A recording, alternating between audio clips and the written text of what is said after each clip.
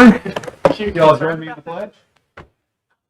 I pledge allegiance to the flag of the United States of America and to the republic for which it stands, one nation, under God, indivisible, with liberty and justice for all.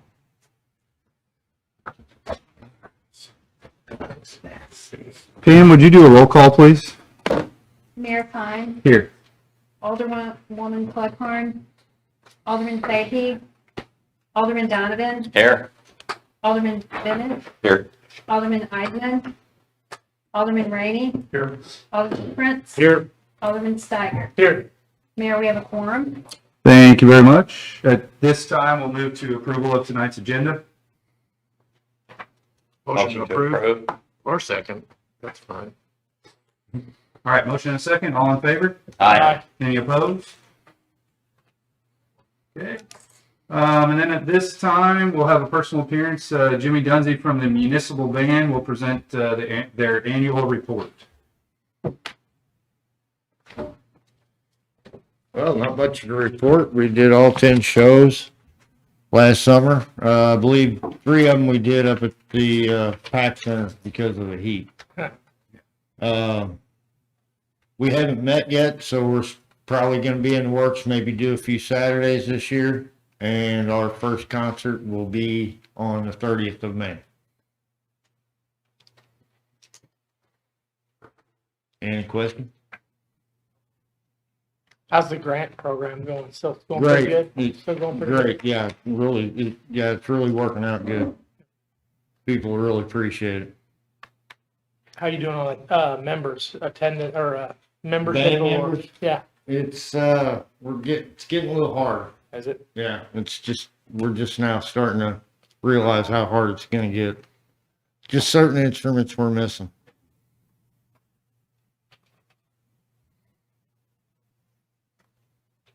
Question? You just maybe give a little background on membership and what it takes to be a member and what happens and how it works. Maybe just while you're on TV, maybe just talk a little bit about it. Well, anybody in St. Genevieve County or city can sign up for the band. You can get a hold of John Mooney at, I don't have his phone number handy, but you can get a hold of him. We usually take all the adults first. After that, we take past high school kids that are in college, and then we take the honors band kids after that. What's the time commitment from somebody? Practice is on Tuesday from 7 to 9, and then the concert's on Thursday from 8 to 9. And for the season is 10 roughly shows. 10 shows. Okay. 10 practices, 10 shows. 10 practice, 10 shows. And it's a paid position. Yes, Not much, but some. right. I think it comes out to like $35 or $40 a week. You draw from a pretty big area, though. Members. Yes, yeah, the band members do. See St. Yeah, Louis. we're reaching out. Yep.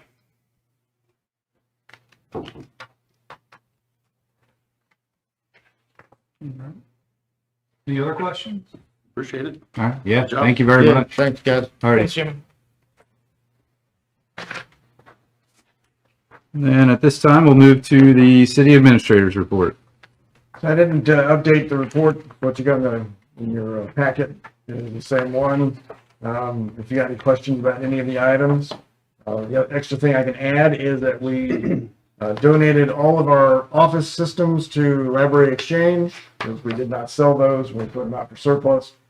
So we hope they'll be put to good use by somebody. So we did that, Alliance did that today. David and I just watched. Any questions about anything? Yes, sir. Number 4 and stuff, I know there was some questions, about the electrical installation down at the water plant and how long it took. And I was going to say, I visited with Steve down there one day and the electrician. That was a hugely complicated process. And I think they did a great job. I mean, I know there was some questions about the time frame and stuff, but I think that needs to be cleared up and stuff, that they did a good job, and it was way more complicated than I ever imagined, but they did a good job, and Steve's guys did a good job too. Alderman Rainey also went and took a look at it. Yeah. Yeah. It was, Second what Bob said, it's top notch, first rate. so we had some delays, but when they got on it, they got on. Yeah, there were some parts and pieces, but I mean, it was unbelievably how much tracking down of stuff they had to do to make sure it was a seamless transition, but good job. Yeah, Good to hear. Alderman Steiger, did you want to expand any on item 3 on that? I know you've been working pretty closely. We can. I was gonna, if we were gonna wait for other business, or we can do it now. I didn't know how you wanted to do that.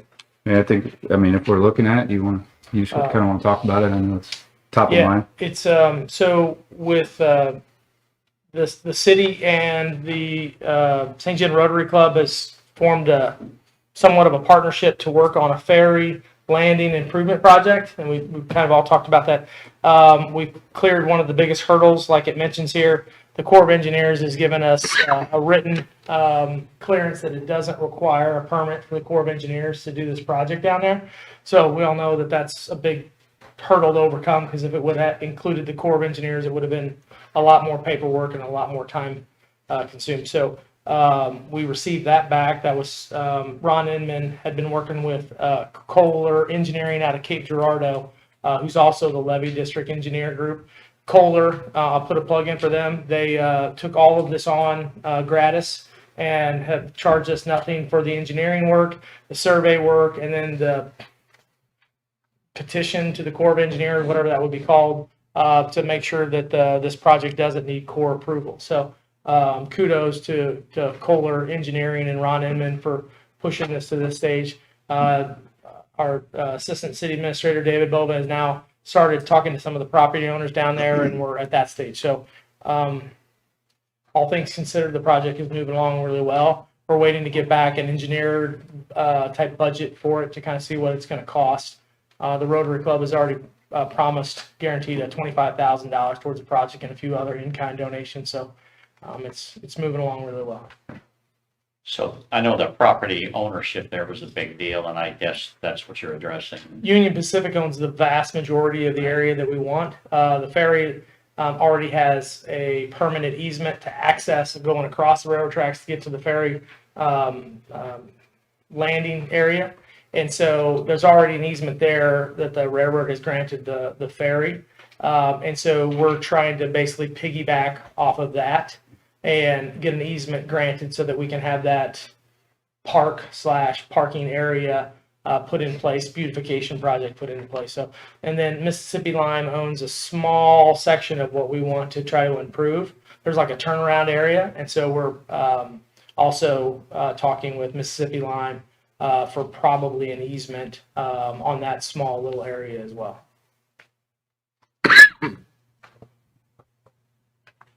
A lot of steps. Yeah, I think you got to be pleased with the progress, though. We're very pleased. Yeah, we're very pleased. Given all the hurdles we thought that were going to be in the way. So kudos to you guys, and thanks to all that have helped out with that. So very exciting. And then I guess the registrations for the text alert system kind of picked up since last meeting too, because I think that number is quite a bit greater than it was. Just about triple. Yeah. So that's good. Yep. So just a note out there for anybody that's interested in signing up. When's the last time have we sent out any alerts, or when are we going to send one out for a test? Because I've signed up, but I haven't received one, and I don't know if I'm missing it or. We have not tested the tests. We have, you may get tested tonight, if the storm system moves in like it's supposed to. At this point, I'm just letting people get signed up, and we haven't had anything to send out. So thank goodness, for the city. So I'm trying to save it, not just to send small stuff out. It's just for emergencies and critical items that I want to be able to utilize it. So no, that's why you haven't received anything. Okay. So all the people that have signed up, you haven't received one because we haven't sent. Right. Okay. I had the same question because I know. Well, I don't know, when is that point to test? I mean, we could have done it at 25 and 50 and 75. Well, then you get 3 tests if you're up early. If you're one of the early adopters, you're going, I don't want to drive people crazy. So we'll do it here soon. I don't think Steve has given a report. Can you go over the 10-hour workdays, the 410s? I mean, it's self-explanatory, but what they're gonna do is, when it's not a holiday week, they'll be working Monday through Thursday from 7 to 5. 75. Yeah, and that will be their 10-hour days. They have 3 other people that'll be here on Fridays that work normal 8-hour days, 5 days a week. So that's what the change is.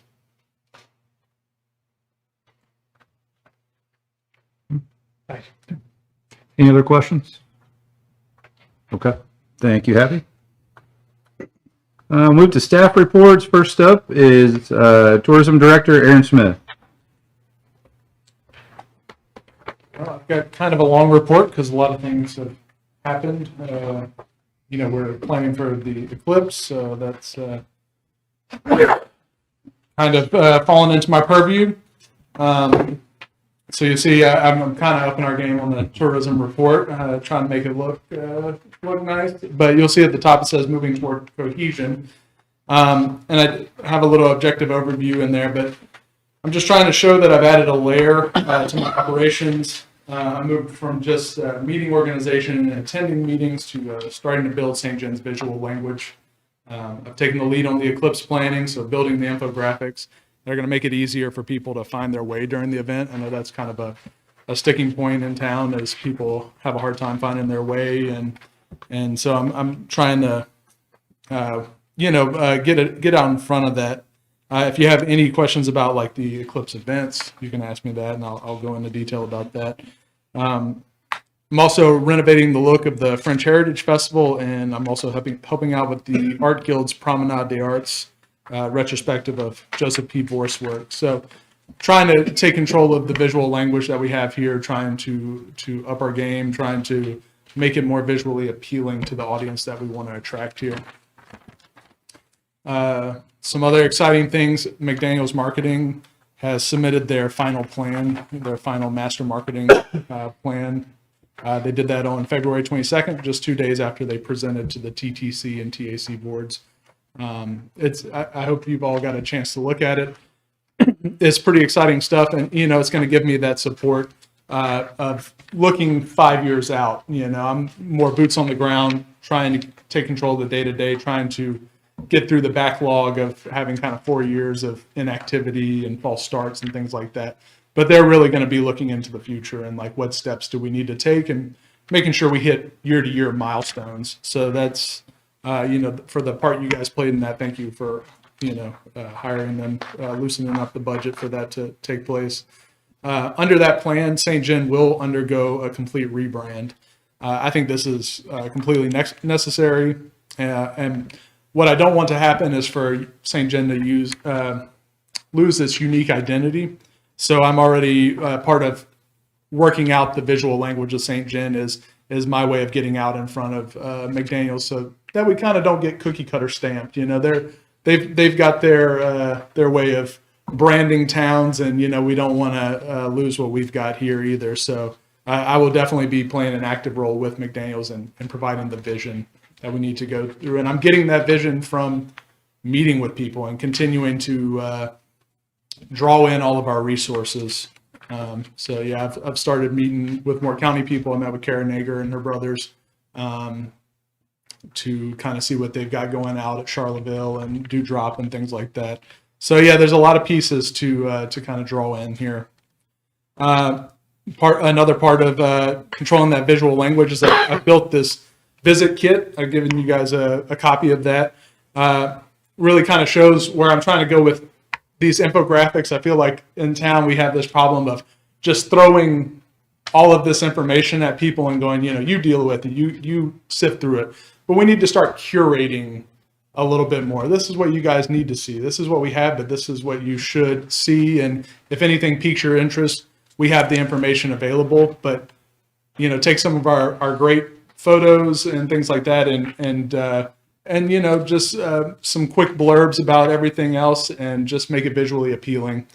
So I hope that comes across there. Social media coordinator, since I have a budget for that, I've put the feelers out. what was interesting about that is when I was trying to come up with the job description for that, it's like there's really two sort of lanes you have. You have the website, you have Facebook, and you have YouTube. They all kind of work the same way. They're a horizontal format, and they're really for an audience that wants to take a deep dive on things. And that's more for like an older crowd, a more mature crowd. And so and you also have TikTok and Instagram, which I think we should definitely be using. It's more for a younger crowd. It's a vertical sort of format, and it's short, very short bursts. It's all about being visually appealing. So I went with, I had some great candidates. I ended up going with Hannah Walker. She's a younger person in the community. She has, run a couple of Instagram accounts, and she has her certificate in social media marketing. So I think that's going to be really great. And then I've decided that I will find ways in the budget to get Amanda Schwint involved in helping us with the Facebook side and coming up with these templates that help us kind of make weekly announcements of what's going on in St. John, consolidating information, and again, taking a lot of information and paring it down into something that's like really visually appealing. So moving on to the Mo Fairs convention, I had to go to the Mo Fairs convention as a part of accepting the Horizons grant from the Missouri Humanities. Did a lot of good bonding with other small communities like Chillicothe, and Joplin, and kind of meeting their tourism directors and finding ways that we can kind of synergize with those places. I think that's going to be great moving forward. And also building my relationship with Missouri Humanities on April 27th, which, with my baby on the way, I'm not sure I'll be able to make that one, but I definitely want to. It's going to be put on by the Missouri Arts Council. It's going to be in Mexico, Missouri. And I would really love to start building that relationship there. So I included a couple of different things. I included the Eclipse flyer that I've been working on, and I included the French. I don't know if they did to the H in French Heritage there. It's there, I promise. But that just kind of goes to show you some of the visual things that I'm doing. And I will leave you with this. Useful thoughts. One of the most useful takeaways from the Mo Fairs convention was a speaker talking on organizational structure. And one thing he shared is that it's all of our jobs as a community to get the word out on our events. So I urge you, the board, to get acquainted and reacquainted with our events here in town, to attend if possible, and most importantly, to share our events with everyone you talk to, with enthusiasm. So if you're not sure what's going on, then that's on me and my predecessors, and we will get that fixed. But tourism isn't going to become a success just coming from my perspective. It's a community effort. So. Whoa. Questions. I've got some also. So. Yeah, sure. Well, go ahead, Bob. Well, not really questions, it's just comments, Aaron, and stuff. After seeing this handout and some things, the article in the paper, being on the board for a while now and stuff, I have to say I'm feeling much better about tourism, and I think that reflects to you, and I appreciate the job you're doing, and I look forward to more to come. Absolutely. Thank you. I second that. Getting lots of good positive feedback. While I got you, can you give, while you got TV time, will you give a little rundown of the Eclipse events? Yeah. I think that's our most, our next big event. Absolutely. And yeah, we need to talk about it because, we should have been ahead of this. But, we're doing our best, kind of shoestringing it at the end. But, the Chamber of Commerce is putting on the Dancing in the Dark Jam Fest on Sunday. It'll happen on the Valley Catholic Desert in that parking lot. It's going to be live. Are there any local bands playing that day? That's a good question. I need to become more familiar with the band. So the Muni band should play, but I haven't talked to anybody about that. Been a little busy. Whoa. You're in a band? My band is playing. Which one? Crossroads. Did not know You'll- that. Free plug. And the Gypsy's really good. They're All right. Well, anyway, and Deer Darla's really good. you guys should definitely come And the out. Gypsy's really good, but they're not local. Alderman Bennett will be on stage. Feel free to ask him any questions about, goings on in town. So from 12 p.m. to 8 p.m., that's what we'll be doing. There's going to be food vendors out. There's going to be a bounce house there for kids. Set up next to the bounce house, we'll have Luna shaved ice and Kona ice. We will have a first aid truck on hand, and we'll have volunteers pointing people to where they need to be. On Monday, it'll be viewing in the park. We're going to do sort of a tailgating event out at the community center where people can set up starting at 10 a.m. To view the eclipse. That's going to be the best vantage point. And if you can't get a spot down there, you can park downtown. The national park has put up some money to have the St. John trolley running back and forth between downtown and the community center. The community center is a lot more put together than it was during the last eclipse, so they'll have the sports complex open where people can use the bathrooms. And set up in the sports complex, we'll have the national park, the museum learning center, the library, and the state park doing activities for kids. That'll include the state parks doing like a pinhole viewer for the eclipse, journaling. The national park's going to have this device called the light sound device, which was put together by Harvard. It translates the visuals of the eclipse into sound for the visually impaired. But I think if you have a scientific mind, like, that's going to be something really cool to see. So that's what we've got going. Thanks. Thank you very much. Yeah. Any more questions?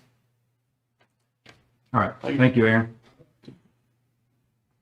Next up, we'll have Community Development Administrator, David Boble. Good evening, everyone. Got my report there. Under Heritage Commission, it says next meeting next Monday, but we do not have anything to review, so there will not be a meeting Monday. Under the code enforcement, I did want to give you a quick update. The new permitting software went live on the website today. We still have some more things some more information to get out. We'll post some things in the foyer, put it out on social media, and we're going to keep the paper forms for now so that our clientele can go paper or paperless, but the goal is to get rid of the paper. So that is out there on the building department page of the City Hall website. Under planning and zoning, well, you can see there's a special use permit to consider. That's later on tonight's agenda. Alderman Steiger talked about the improvements to the ferry landing. I do have a meeting with Mississippi Lime representative in the morning. Wanted to mention on floodplain management. For the past 4 years, we've put out a floodplain kind of FYI for those folks who would live in the area were there to be a flood and the levee over top. We do not anticipate that at all, but we will send those letters out at the end of this month, beginning of next month. And then under property maintenance, I wanted to call out under 42 South Main. There was a hearing Tuesday. Mr. Bishop was there representing the city. We did receive a judgment in the city's favor. The owner has not appeared throughout the entire process. So Mr. Bishop will continue the process to schedule a sheriff sale. That'll be posted in the Herald 4 weeks in advance, each of those 4 weeks prior to that sale occurring. That's all I have. Any questions? Okay. All right, thanks. Thank you, David. Last up tonight, Chief Steiger. Good evening, everyone. Should have a copy of my report also. Probably the biggest thing to talk about is personnel. I lost one, gained two, so we're at 26 out of 29 right now. And I do have an application that the guy's gone through his background check and passed everything. He's currently working local but lives in Farmington and intends to move here. So as soon as he moves over, we'll put him on. So that'll take us up to 27 of the 29 that we're rostered for. So good news on that.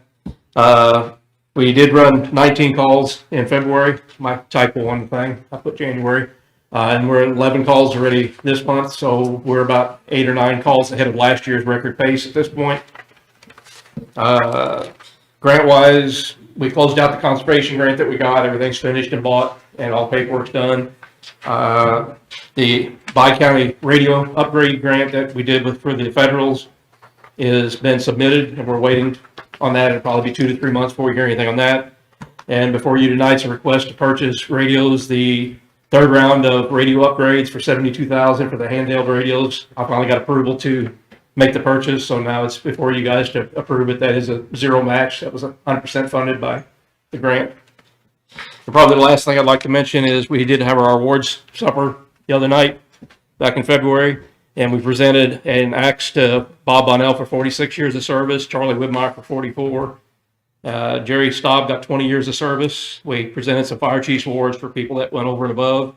And the firefighter of the year voted on by our guys was Bob Bonnell after all his years. With those two guys leaving, the senior most person now is Felix Meyer with about 41 years. And then I'm right behind him with about 39. So we still have a good variety of people, but we lost a couple of good ones there. So any questions?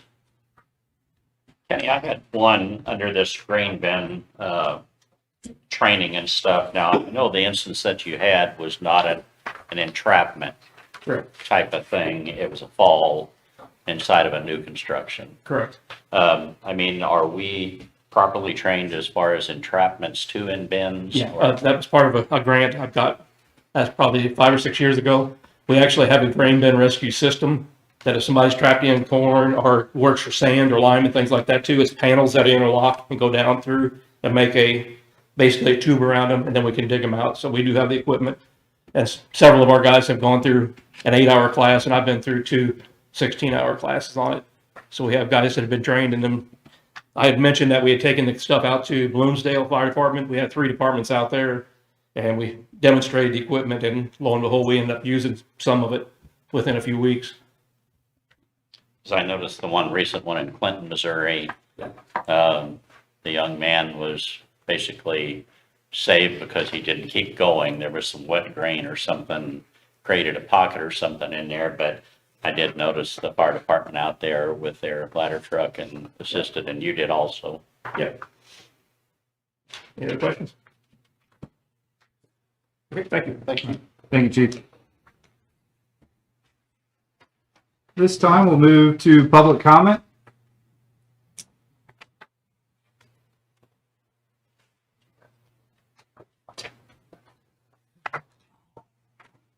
Okay. No public comment, so we will move to a public hearing. At this time, the mayor and board of aldermen will hold a public hearing to consider a request from Bethany Noble for a special use permit that will allow guest lodging at 105 North 2nd Street in an R2 residential district. We will open this public hearing at 6:28.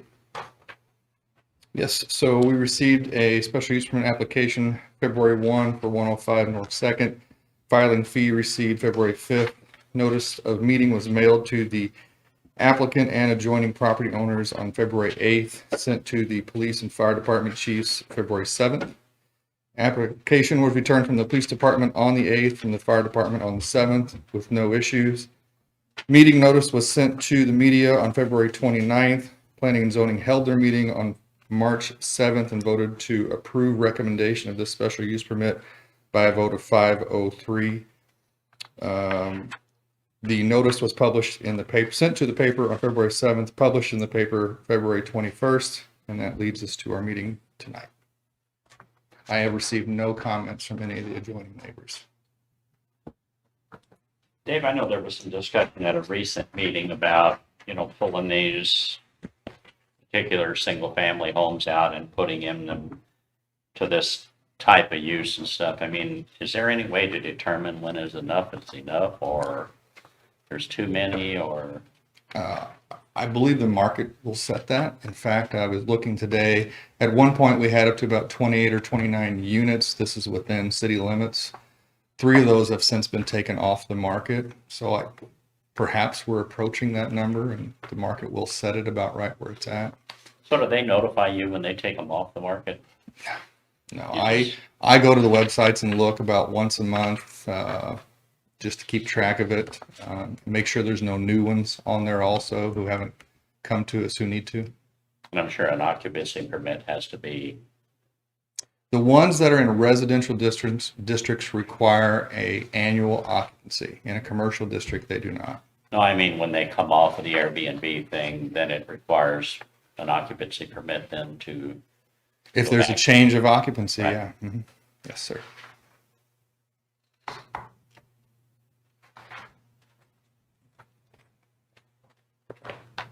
Any questions or comments?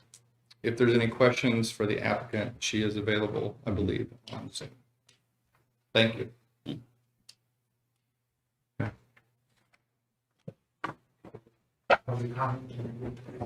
Yeah, we've already moved past public comment right now. My apologies, Jeremiah. Okay, if there's no further comment on this topic, we scheduled for a vote on that. Yep. Okay, at this time, we'll close the public hearing at 6:31.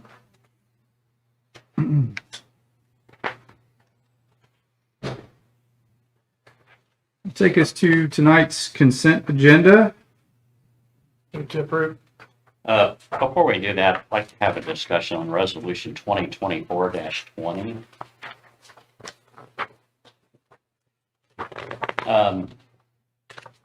Basically, how big is this area? How much is it gonna cost? And how closely are we gonna have to maintain this property? I mean, I think I know which property it is, but I wanna make sure before voting on it. So, do we just need to pull this off the consent agenda? This is the same type of agreement that we do with our other flood buyout properties. So this is the one on Main Street at Main and Lehigh.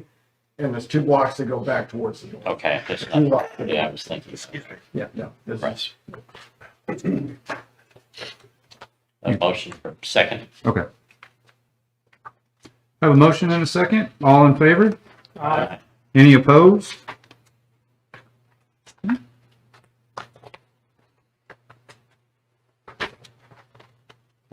Take us to some old business.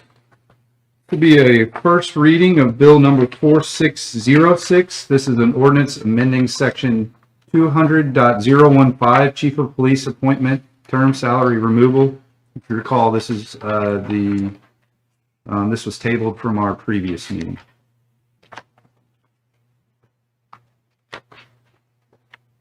Make a motion. Second. Okay, motion and a second. All in favor? Aye. Any opposed? Okay. We'll move to a second reading of bill number 4607. This is an ordinance of the city of St. Genevieve, Missouri, amending municipal code chapter 715 user charge systems, specifically section 715.040 user charge rates subsections A and B by revising the water use charges. Motion to approve. Second. Motion and a second. Pam, would you do a roll call, please? Alderman Steiger, Yes. Alderman Prince, Yes. Alderman Rainey, Yes. Alderman Bennett, Yes. Alderman Donovan. Yes. 5 yes, 0 no's, 3 absent. Bill number 4607 now becomes ordinance 4527. Thank you. We also have a second reading of bill number 4608. This is an ordinance of the city of St. Genevieve, Missouri, amending municipal code chapter 715 user charge systems, specifically section 715.140 sewer charges and billing, subsection D by revising the sewer use charges. Motion to approve. second. Okay, I have a motion and a second. Pam, would you do a roll call, please? Alderman Donovan, Yes. Alderman Bennett, Yes. Alderman Rainey, Yes. Alderman Prince, Yes. Alderman Steiger. Yes. 5 yes, 0 no's, 3 absent. Bill number 4608 now becomes ordinance 4528. Thank you. Move to new business then. Looking for approval of the low bid from me say that. Klusner Construction in the amount of $63,063.80 for the Marquette Park Trail Rehabilitation. Question and stuff. Do we have any previous history with this company, or do we know? PJ Garbs from Cochrane can answer that they did the research to check on this company, there's been good reviews. We have not ourselves dealt with them. Yeah, so we always check references and everything with a new contractor. Cochrane has never personally worked with them. I called a few surrounding communities, Perryville, Cape Girardeau, and Jackson. I called their city engineers, and they use them all the time. They usually they do actually all concrete work, all ADA compliant sidewalks. They've done a few trails even. Nothing but good things from everybody. So they do have experience in this particular project? Yes, certainly. Right. Yep.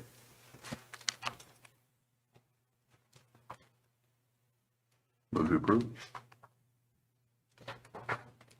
I have a motion. Second. Yeah. Motion and a second. All in favor? Aye. Any opposed? Okay. And then this time we'll have a discussion of the low bid of Stott tuck pointing in the amount of $29,680 for the 58 South Main Street repointing and masonry repair project. You can see my staff report there. We went out to bid for the project. If you remember, this came before you a few months ago. We had to deal with a property issue. We have since dealt with that and extended the time for abatement an additional month. Still no work has been accomplished. No contract has been presented, so we continue to move forward. However, this bid came in higher than I had anticipated. I have since spoken again with a couple of local contractors who state they will submit a bid. So my preference would be to go back out to bid again, but I would, if you all would like to proceed with this, we do have a bid. David, you know, because of the, I guess, the difficulty of this, you know, where does all the liability fall if we proceed with something like this? I mean, there's not enough property there for somebody to maintain proper work area. We've got the liability of heavy things falling. I mean, is that all, would that all be covered under our contract? The contractor would have to supply general liability and workers' comp insurance. But what about, they're going to encroach on property there to, The only property they would encroach on would be our property. The city property. Adjoining property is ours. right, so we can still legally claim the adjoining property as a work area. We can work on that area, yes, Right. sir. Can we table this? I would recommend Just reject that you either accept it or reject the bid. move to It's reject it. submitted, and you really should take action on it one way or other. If you wanted to rebid it, as he suggested you could do, you could certainly rebid it, and this person can. What's the motion to reject? Motion to reject the sole bid, really all bids, but it's the sole bid of stat tuck pointing. It's far in excess of what you anticipate. You don't have to contract with people, but you have to go through the process and reject it. I make a motion to reject Okay. that. I'll second it. Okay, so I have a motion and a second to reject the bid as presented. All in favor? Aye. Any opposed? Okay. Dave, I did have one question after that. I mean, how will this affect our legal position? It's more of a question for me, I think. Yes. Well, that's okay, I'm sorry. I mean, we've ordered it to be abated, and if not abated, then the board has authorized and instructed the staff to abate the nuisance. So the city's already made a determination it's a dangerous building. You need to push through and do the abatement. The potential liability from third parties in the city is unknown, because I don't know there's ever been a case in this manner, because it's pretty rare to declare a dangerous building and then not take action within a reasonable period of time. The primary liability, of course, would be the property owner for the condition of the property if, say, some bricks fell on somebody. But I can't guarantee that a claim couldn't be filed against both the property owner and the city who has declared it a nuisance and then failed to take remedial action within a reasonable time. So I'd recommend, and I think I mentioned this at that hearing, recommend that you move forward, assuming the property owner is not going to do it in the meantime, with getting another set of bids, getting the work done, and just pushing forward with it. So the ordinance and the state law allows us after that hearing to enter onto the property to fix the problem, and you really need to follow through and not leave that problem out there, which you've already found is a dangerous condition to the public. So you have a responsibility to get it done. Now, what a reasonable period of time is, depending on the circumstances. But I would hope that we'd have something next month that you could approve on another bid and really get moving on it. Or the property owner could hire somebody himself, which would be the best and most appropriate outcome. Does that answer the question? Yes. Okay, thank you. So the other contractors didn't offer a timetable, or they did? Did I miss that? No other contractors bid. Yeah. I've spoken with 2 locals who say, they just missed the deadline. So Okay. I'm hopeful that at least 2 will submit when we go out to rebid. Great. Any other questions on that one? Okay. All right. Thank you, David. We'll take us to a first reading of bill number 4609. This is an ordinance of the city of St. Genevieve authorizing the mayor to enter into an agreement with Joker's Paving for the North 4th Street Drainage Paving Improvements Project. The bid is in an amount of $132,295. Move to approve. I'll second that. Okay. Motion and a second. All in favor? Aye. Any opposed? Okay. And then lastly, we have first reading of bill number 4610. This is an ordinance of the city of St. Genevieve, Missouri, authorizing the mayor to enter into an agreement between the city of St. Genevieve and the St. Genevieve Municipal Band. Move to approve. Second. Okay. Motion and a second. All in favor? Aye. Any opposed? Okay. Any other business to discuss at this time on the board? We have that bill 4611. Where's that going? Yeah, not on the agenda. Not on the agenda. Those, Do we need to present it? the special use permit for the lodging. Oh, yep, there it is. Apologies here. In the packet, but didn't include it on the agenda. Do we need to table that then? I would, well, you can't do any presentation, but you can read it twice the next meeting, because you can read it once and second time. That'd be the safest. Yeah. Yeah. I don't Okay. know. I mean, you can make an argument that it's already on the topics of the agenda because of the public hearing, and that's the topic, according to sunshine law. But I would recommend that you just put it on the next meeting's agenda and to do a first and second reading at that time. It's already been discussed at this meeting. We're gonna do a first and second reading on this next time, Joe. I think because the city, I think that would be very appropriate to do. Were we planning a first and second reading tonight, or just a first? Okay. Yeah. Okay, so we'll still approve in the same timeline, or make a decision in the same timeline. Okay. Okay, any other business? Okay. Then we will adjourn.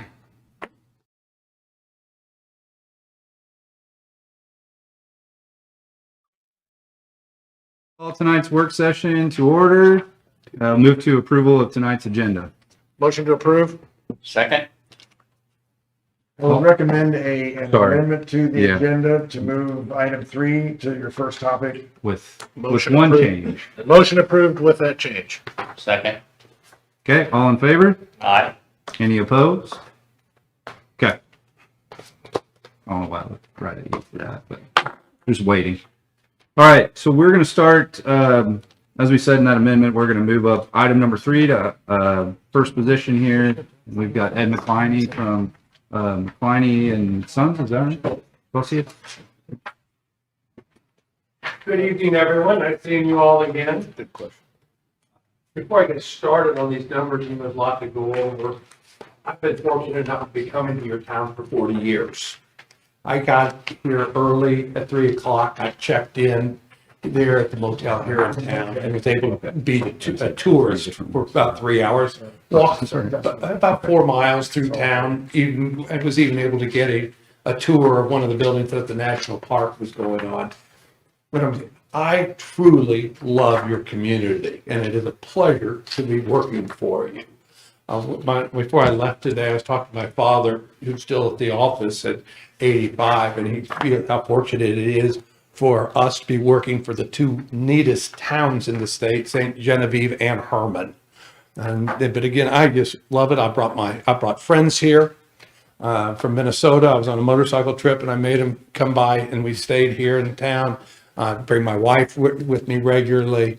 If she didn't, she's a figure skating judge. If she didn't have a competition this weekend, she would have been with me tonight. So I really do love your community. Well, when we build all these houses out on Progress Parkway, you ought to become more than just a tourist. That's what I'm here for. Who knows? We were, I was here last, we kind of went over some general ideas. The mayor and I, and Happy and I have been having a number of conversations, both emails and telephone calls. And we have kind of a plan that I think we have come together that works. And I want to go over a few things with you overall. First off, we wanted to get some streets done. And we have that subdivision that's so important, and streets throughout the city. The city has really 3 sources of funds that they could want to draw on because they don't want to raise taxes or user charges for these improvements. They have a general fund of approximately $100,000 available, a street fund of $350,000, and capital improvement fund of approximately $150,000.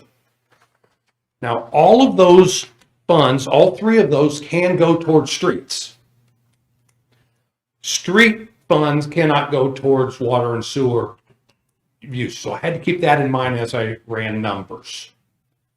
So what I did, and we needed to do first, is I received a list of all the improvements for the street and for the subdivision.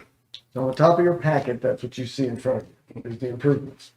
The subdivision, when I first got the numbers, the streets were part of the subdivision numbers, and I needed to have that broken out so that we could look at kind of 2 projects, 2 issues. One issue for the utilities, not streets, but the utilities within the subdivision, and then look at an issue for streets only. And I'll get into reasoning in a second. But that was kind of the mindset is let's separate these 2 out because they're one of the reasons was you can't use the street fund on something that's in the general, and we have to divide that out.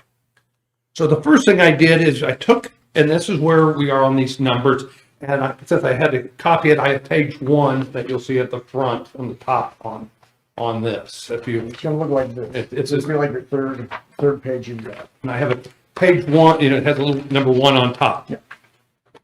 See it in the upper right-hand corner. So it starts off with sources of funds. Is it everyone? It looks like we got it done. You have a handout, Bob. You should have a handout. The only handout was the one. Oh, hand. Yeah, I don't think I have. Did it not make her in? No, give everybody a handout. It's stapled together. I got 2 of them. 2 pages. I thought you had one. Now, that was what came in your packet. I just gave it a handout. Oh, here. Sorry, Adam, sorry. Yeah. There you go. I'm good. I'm good. Good. Okay. Everyone have one? Everyone on the same page? Literally? Literally. Yes. All right, you'll see on number one, the number is up on the top right corner. I'm going to go to use of funds instead of source of funds. $1,765,716. That's the dollar amount for the utilities, no streets. For that, you can see now on the source of funds to cover that, I have a principal amount of the bond issue would be $1,335,000. I use the city or the county contribution of $500,000 to lower this issue size to make it work. So and again, that contribution, as far as my understanding, is for this development, not for streets in general. So again, that's the reasoning I have that. So the issue size would be $1,335,000. We go back down to the use. The issue size, what is needed for the project is $1,765,000. Cost of issuance, I put in, I think it's either 4 or 5%. That's too high, but I want to start high because we're months away from doing anything. We'll define it as we get closer to the issue and a rounding. So between sources and uses, the $1,008,000. But again, the important thing is the issue size of $1,335,000. Page 2, and I've envisioned doing this as a lease purchase, not a bond issue. Does not need to be voted. Your city is a top quality credit. You'll sell very well. We can take this to the market. Talking to the mayor, what we really want to do is if this is how we want to go, is to sit down with your local banks. They have the greatest interest in your town. For us to come up with good, fair terms and see if they will take a third, or half a half, maybe one issue, one buy them and all, but give them the first opportunity before this goes to elsewhere. Okay, can I ask you a question? Yes. So the last time you were here, Mr. McConaughey, you made it sound like the lease purchase option wasn't a good option or not even feasible for us. So you've changed what you originally had said because it didn't sound like it was feasible at all. One, with having it all streets. The streets are very, very weak at credit. So that was one of the reasons I was very concerned about doing an entire issue as a lease purchase with those streets. And then I was able also to spend more time with your audits and your numbers. You have very little debt. Your credit is very, very strong. But and we'll get into the next numbers on the majority of the issue to have been and again, if you recall, I didn't have the numbers or the breakdown of what the project was. I was just given a general number of $5 million, so much of it being, and not knowing that breakdown, to say that this could have been done as a lease. Again, for the utilities, this part we can do it for the, if it was all as much going for asphalt is where I had concerns. And cash flow, I had concerns on his lease because of, again, going out 20 years for asphalt is not something that can get done very readily with the street when I have a limited cash flow. Okay. So that is how I envision we can move forward with with the lease purchase. Again, we would have, because of that, the county contribution, an extra $500,000 worth of kind of credit, or because you want a lease, you have the items that are being financed is the collateral. $500,000 of that collateral is the contribution from the district, from the county. So again, it makes that lease stronger. We're also keeping it at 10 years. Again, another reason why we could sure get this thing. I believe we could get this thing done. We're looking again. So that's that page number 2. we could use the capital improvement sales tax, if you call it, that brings in about $150,000. And if you'll see that the debt service on this would be about $150,000. So it matches up very well. Page 3, again, it's page 3 in the corner. We're looking at doing this part as a general obligation bond. This would be voted on by the citizens. We're looking at a $6,980,000 issue. The use of that $6,980,000, excluding where you can see in there the cost of issuance of $280,000. Again, that's way too high, and we narrow it down. But for the road extension, these are again numbers I received from your engineer of $1,331,000. The subdivision road costs, that's the road, again, that's curbs, guttering, storm drainage, all of that. So it's not just the asphalt of $1,765,000. I ran numbers right and left to you again with the cash flow that you have without raising taxes, try to come up with the largest amount of issue that could go towards general streets, and it worked out to $3,600,000. Now, could we do more? A little bit more? Yes. I mean, we could sure. But this is right now kind of. $3,600,000 would go towards general street improvements throughout the city. Page 4 is the proposed maturity schedule of this issue. We're going out 20 years. Now, usually, I don't like going out 20 years for asphalt. I won't go out 20 years for asphalt. But you guys have curbs, guttering, and stormwater and storm drain, the storm drainage that'll be in the ground for 50 years. So you kind of in our mind, the first 10 years of this is the asphalt. The rest of it is the stuff that's going to last. 10 or 15 years, you're going to replace. You're going to retop that, but you're not going to be doing anything in the base. You're not going to be, the curbs, the guttering, the storm drainage. So that's why I'm comfortable going out 20 years with this and looking at it this way. If you'll notice, the first 10 years of these payments are about $435,000, and they jump up to close to $600,000. You see that? Yeah. That's why on this last page, and if you'll see that second column, it says current debt requirement. That's the lease purchase that we talked about. That very first page, page 1 and page 2. That's that $150,000. The next 4 columns are the general obligation bonds. The far right column is the debt service of the 2 of them. And you can see it matches the $600,000 that you have available.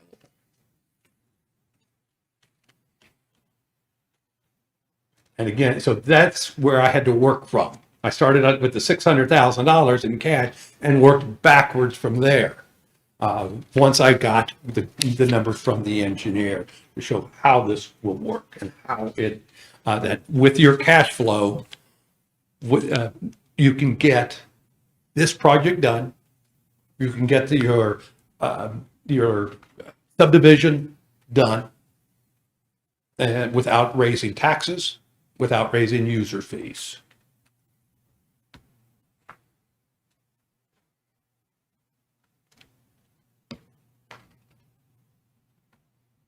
So if you look at, on page 3, you talk about the use of funds and you talk citywide road improvements.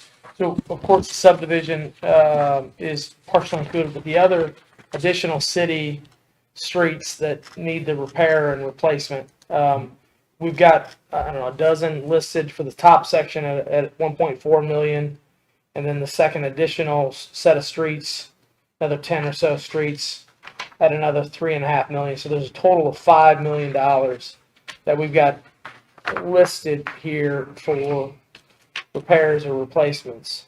I see on your citywide road improvements, you're at 3.6. Yes. But your total on this sheet over here is 5 million, 4.9. Again, I was never given that sheet, so I've never saw that. I again was given a $600,000 budget, and I'm using every penny I could for that 600,000, and using the numbers that I was given from the subdivision. That the 3,000,006 is what we could get done. Now, if you have additional funds from another source or want to increase those funds, I can increase that 3,000,006, or I can come back and say, here's what it's going to take, for 5 million. I'm happy to do either way. Well, and so my question is, the first dozen streets, 8th and North 5th and Jefferson, Austin, LaRose, Market, are those not being? Those are the critical streets. I know, and I don't see where that's included in this plan. Is it, I mean, maybe I'm. That would be your, so of the 3.6 that Eddie's talking about, your 1.386 is gonna be your first, that's gonna be your first group. Okay, so just by happenstance, this is also 3.6, this bottom section is Right. 3.6. Right. Yeah. So, but funding, really all we have available is 3.6, so it's gonna include this 1.3 and then the first 200,000, Right. or 2 million, okay. So we hadn't gone through all those streets yet. I pulled that from the 15-year plan that Cochran had done and just pulled those streets that you see on the bottom. So we're chart. 1.3 million short if we wanted to do everyone on this list, plus the subdivision. Right. And that's not even a full list of all the streets. No, I absolutely. plan. Yeah.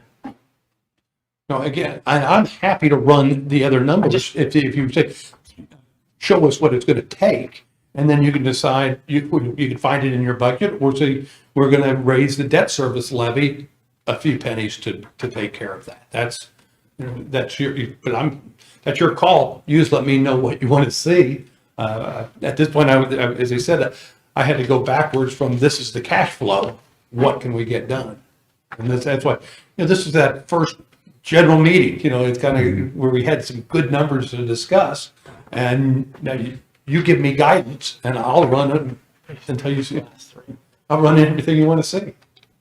But these are all projected based on no increase in revenue.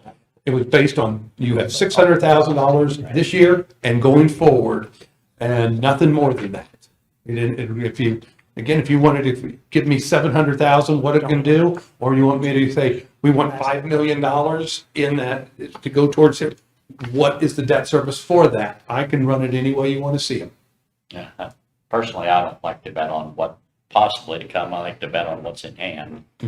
But I just noticed on those first 12 that Joe talked about, North 4th Street, 68,000 when we just approved $132,000 for that same project. So things like that can happen with more of these, I'm sure. So I'd like to build in some protection, for that rather than being right down to the no extra money deal and stuff, because those things can happen as we've seen tonight. But so happy on the money that is available for us to cover our share of all this. Is that taking into account what the debt service on the firehouse coming off, but then that money going to the water tower, which we had already planned on using that money for? Does that take that into account? Yes. Okay. What we haven't taken into account is we have a fire truck that we're gonna have to purchase, which is $1.5 million at this point. But that does take into account the water tower that will be taking over that payment. But I thought he made the comment that transportation funds can only be used for transportation. That's a capital improvement fund. So the capital improvement fund brings in about $335,000 a year. So we've split that in half-ish, and you end up with $150,000 for this project, plus the other $165,000 is to pay off the water tower. So our current expenditures that we're spending now on repaving, what happens to those funds? So that's 350,000, and Okay. that's the transportation fund. Right. And that's figured into this total that To that pay Eddie's for that. talking about. Okay. Yep. And then we're taking 100,000 out of general fund because we've been putting money from general fund into the capital projects fund every year. So we figure there's 100,000 that's available there. And then at some point, if we don't have the dispatch fees, that's where that 100,000 will come from. So that's our total. And Sue and I talked about this, for a couple of days looking at it. This is the number we came up with. Pretty Seems solid. attainable. Yeah. And Ed, so would we, with the bond, the bond would fully fund upon approval, right? We would take the full balance of the fund. And obviously, we would not repair all the streets at once. We are allowed to invest that money in something that would not lose principal, correct? You have, if you sell all the proceeds, now you can sell them over time, but if you sell them all at once, you're supposed to spend all of those proceeds within 3 years. If you go 5 years, that's not going to be a problem. Okay. I mean, if it's 3 to 5, 3 years is where they want you to say that it's going to be spent. If things run long, no one's going to even come down and slap your hand. Sure. But that's it. And yes, you can invest those proceeds in interest-bearing accounts, and because of course you guys do not pay taxes on it, Right. you should be able to get, well, in today's market, you'd get higher return than what you're paying. You'd be making an arbitrage profit, Right. And that's allowable, that's acceptable. as long as you keep it short. Sure. Yeah. And then with the existing street improvements, what is a feasible number that might, like, how many of these projects would potentially be tackled annually? Depends on, so it depends on how many contractors you'd want to get. Sure. involved. So I would. But say- obviously, we wouldn't want to, there's a point where we wouldn't want to do more than that because then they would all start to fail at the same time. So a Right. comfortable number as to how you space them out to make sure you're I go with- spacing out your work. Yeah, I go with 4 or 5 of those projects a year. Okay. What's been your experience as far as the sale of these bonds and stuff? I know they don't all sell at once. You'd be surprised. Oh, are you talking about Those are going to go immediately. Yeah, one of the things, the geo bonds, let's talk about those. You guys, again, your audits look good. I think we could get insurance for this, for them. They'd be AA rated. They would go on the auction block and they would sell like that. You'd have people fighting over these. Yes. I know these are exempt from federal taxes, but the state of Missouri? For any state of Missouri resident. Only a state of Missouri resident purchasing those bonds. Right. It's federally tax exempt for anybody. It's Missouri state exempt as well if you're a Missouri resident. Yeah, they'll be highly snapped up. Yeah. So this would be, this would primarily be a bonding agent in the state of Missouri then? Not necessarily. They probably have somebody who has branches here. D.A. Davidson, for example, out of Omaha is a large buyer of them. There's a large buyer that come out of Oklahoma, out of Milwaukee. There's a number of firms that would then have offices here, or a brokerage firm. Being a general obligation bond, it would get the attention of banks. Banks could the Commerce Bank of America's could very likely bid on it. Country Club Bank out of Kansas City bids on a lot of these types of things. So getting your GO bond sold, I can't say it's the easiest type of bond issue to sell. I can't think of one that would be tougher. It is about as easy for a community of your caliber, and especially if you get insurance. That would be, you get an automatic AA rating with insurance. People will be falling all over themselves to get it. So now you talked about facilities buying these bonds up, so then they're not going for sale on the open market? When I say the open market, they're going to a brokerage firm. Let's just say DA Davidson. Now, they would then sell it out in up to $5,000 denominations to individuals and institutions, banks. Let's say a lot of banks don't want to go out 20 years. Individuals are more likely to. So let's say Davidson buys them. They'll turn around and they'll send the information out to all of their brokers. And they'll say, you have 2 hours to try to sell this issue. At the end of 2 hours, they will then see where the orders come in from the different brokers. Now, they've already committed to buy it. Those orders come in, and then they'll have somebody in their office say, okay, this is the largest order. It is from Commerce Bank. They want the first 5 years. We're going to give them all of that. And then they'll go down, and if the grandmother on the street wants 5,000 in the last year and that's available, she'll get it. If not, a bigger purchaser who would most likely take the entire maturity would. So who do we make our interest payments to then? You'll make it, well, we don't know exactly yet, but because it's not sold, but most likely it will be secure, either United Missouri Bank or Bank of Missouri in Kansas City, one of those two to a paying agent. They're the ones, it's their responsibility to keep track of who owns the bonds, who owns every one of those $5,000 denominations. They will send you about 6 weeks before these payments. If you can see that these are semi-annual payments. About 6 weeks or a month ahead of that payment, they will send the city a notice saying you owe $225,000. Here's how to wire it.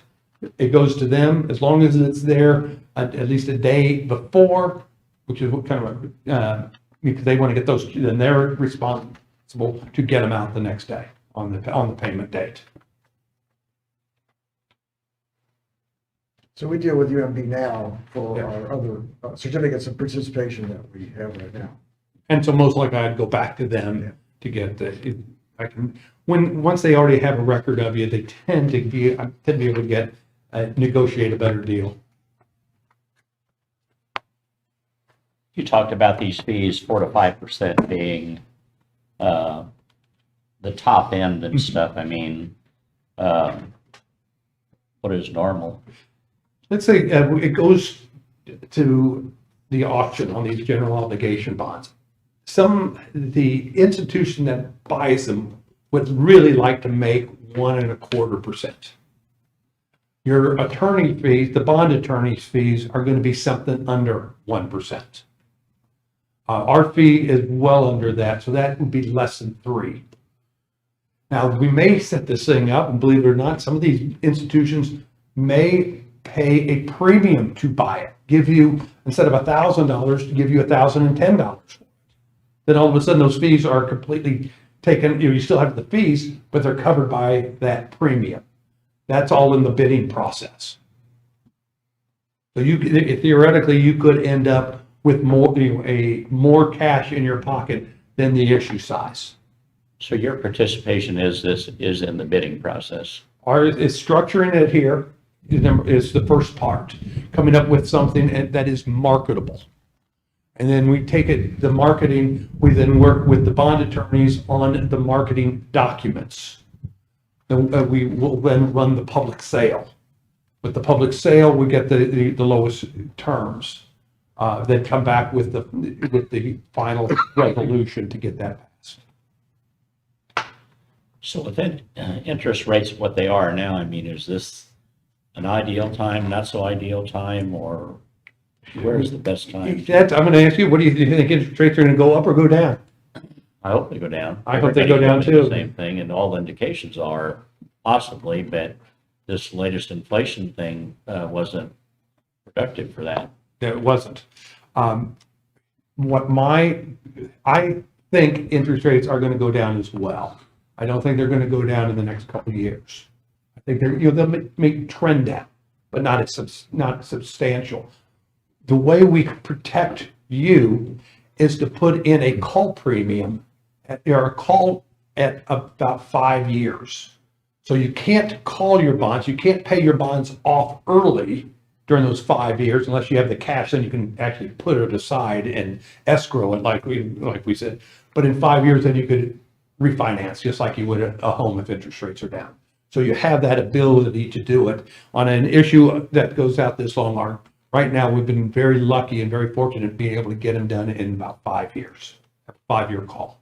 So we're locked in for 5 years. You're locked in for 5 unless you actually have the cash. And if you have the actual cash, then you can go and at one time, you wouldn't even be locked in for 5 years. You could do what was called an advance refunding, advance of the call date. That was disallowed in federal law. They're trying to bring it back.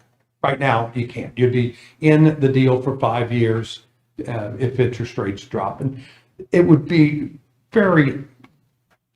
that's kind of where you kind of might see the break also. Because let's say interest rates don't drop in 5 years. We're now talking about, instead of a 20-year issue, we're talking about a 15-year issue. Maybe just write that in. That reason alone may be a reason to refinance. But it gives you the option, not the bondholders. They don't have any choice. I'm talking about the city can call the bonds. The bondholders can't. They can't tell you to come and refinance. If the interest rates go up higher, they can't come and say, "Oh, I need a better deal." So is that something through the term of this bond and stuff that you're still involved with to Yes. advise and? Yes. Well, there's some wind out there. The other thing too, Alderman Donovan, is that with these being tax exempt, we're going to get better rates than, what you're thinking on like, if you were to go and acquire, Right. try to obtain a loan right now, right?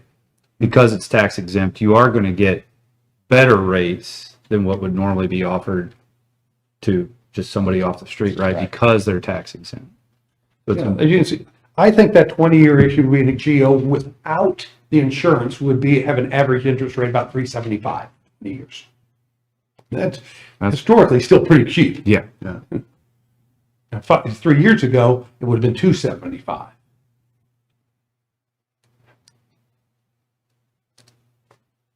It's a lot to process. Oh, I understand.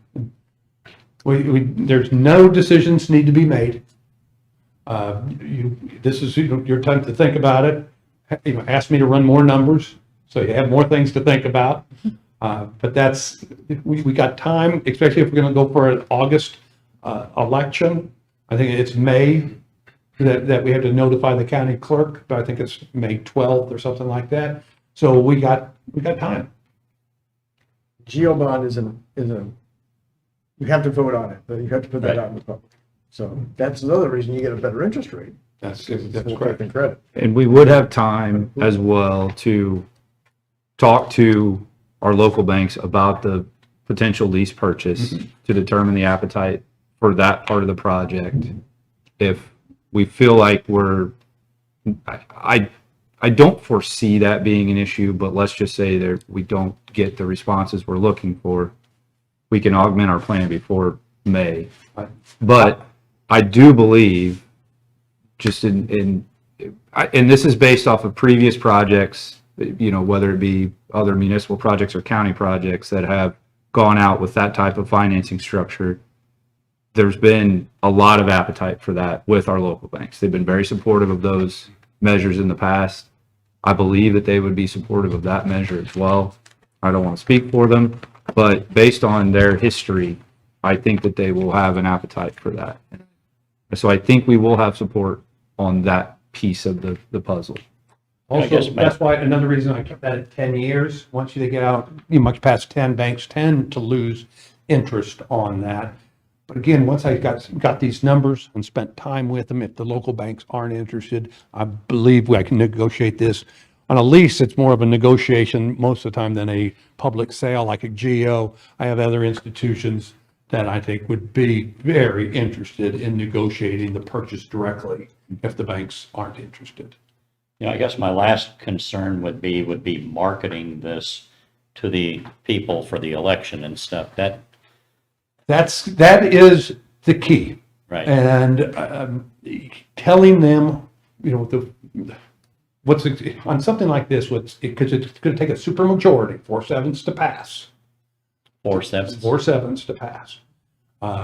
Instead of a revenue bond takes a simple majority, takes a supermajority for a GO bond. One that they're getting across that it is not going to raise taxes is a very key point that you have to sell. And they got to, and believe it. The other is the citizens knowing kind of what roads you plan. If they think that they're going to get their road done and it doesn't happen, they're going to be mad forever and they'll never forget it. So having a clear explanation to them, these are the roads that we are going to do. If we have money left over, we're going to do this and this, but these are our priorities.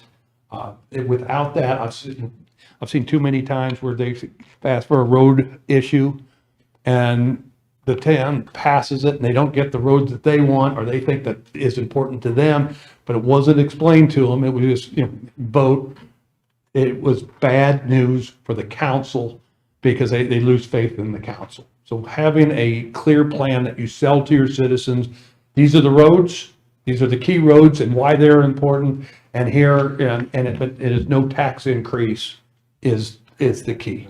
So who do we reach out for that expertise in marketing this? You?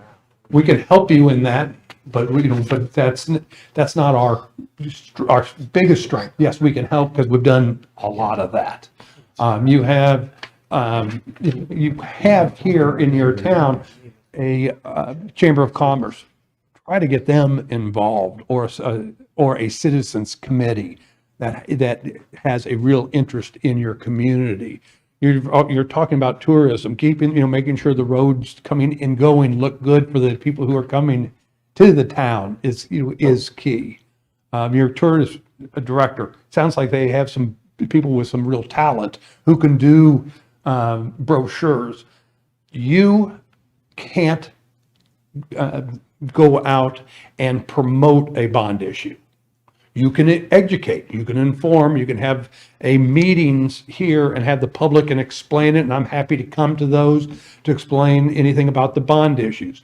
You can't spend money telling people to vote yes. I can't spend money telling people to vote yes, but a chamber can, a citizens committee can. You're limited to facts.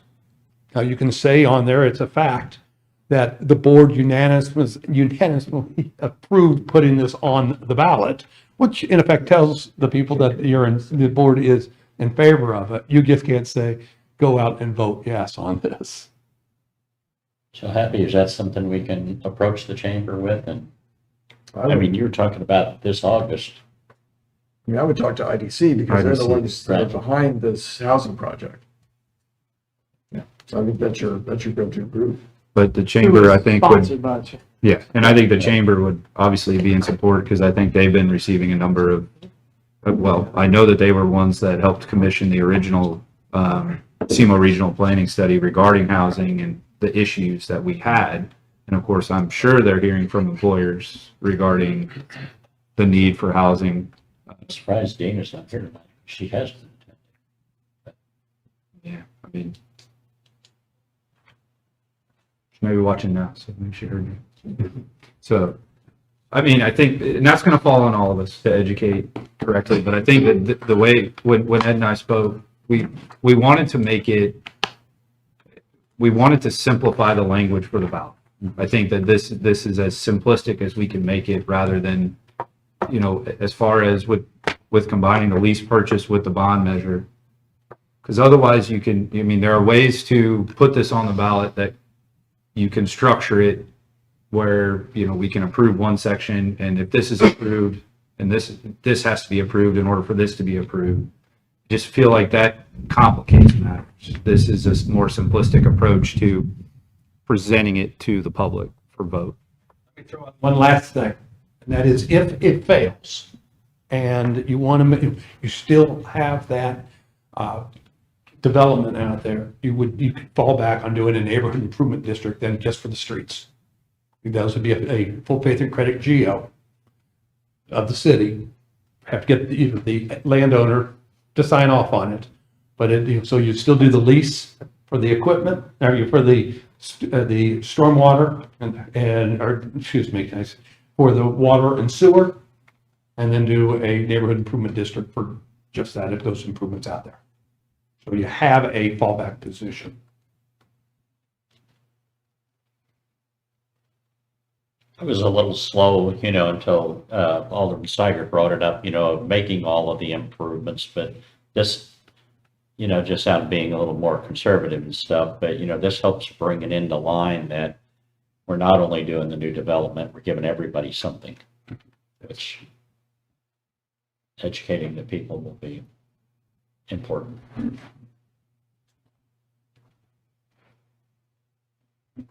Thoughts, questions? I'm looking at the cost of generically of both projects and trying to do this as a no tax increase bond issue in August. That's a lot easier to sell, but are we doing the right thing for the citizens overall? We're doing the right thing for the streets. We're talking about doing these projects over 3 or 4 or 5, maybe potentially over 5 years, we might be able to squeeze them in. But when we get to that point, we are so far behind on our street repair that where I think this is great, that we're going towards 3.6 towards the other part of town for 3.6 million and a no tax increase bond issue, try to get 4/7. I don't think it's enough. I mean, you drive down any of these streets and I don't think 3.6 million is enough. And we've talked about that $12 million number or something, or $15 million. I don't remember. Well, that was like the total bonding capacity, right? Well, no, I think it was street repairs. Didn't you do like an engineering study on some, or was that just, could be wrong. Well, maybe the total, we have a capacity of only 14 million. But was there an engineering study done on street repair kind of projected cost? Yeah, that was the 15-year plan. Okay, yeah, the 15-year plan, and that was roughly, I don't have a total in my head, I Okay. have to tell you. it was. I think it was like 9 million, 9. 9 to 10 million. That's the only thing. I mean, I like the idea of doing lease purchase for the utilities out at the subdivision and starting that right away. So that's great, and it's not dependent on the bond issue passing or failing, and then having a nit to fall back on. That's great.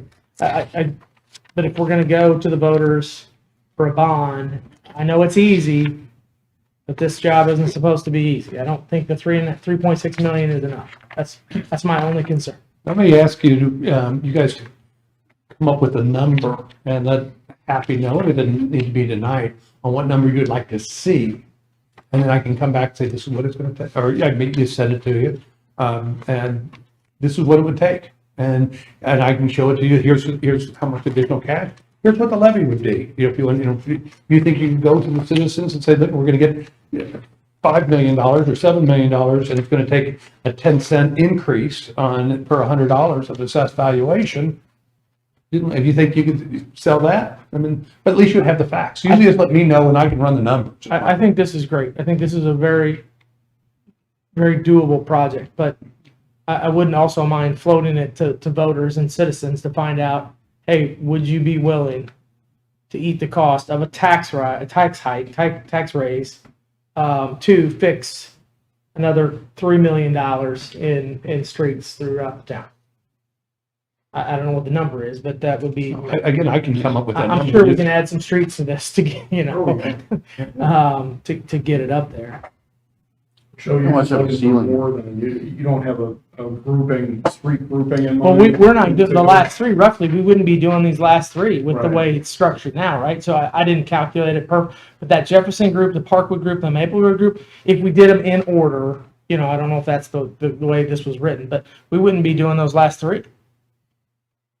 You know what I mean? That's a large section right there. So would the citizens, would the residents over there get us a couple extra votes to get to that 4/7 turnout or approval mark that we need?